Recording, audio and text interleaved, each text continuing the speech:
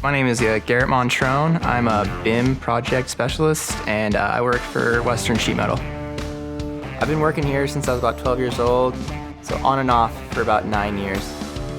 The thing that I like about IT the most is it's constantly evolving and getting better. It's making everybody's lives easier. We come from like a pretty grassroots company where we used to do things the same old way, but using technology has allowed us to be way more accurate with what we're doing.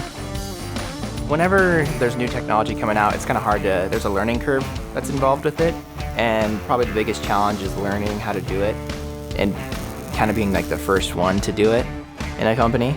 The biggest difference maker in my job is making things a little bit more efficient when it comes from the design process to actually manufacturing.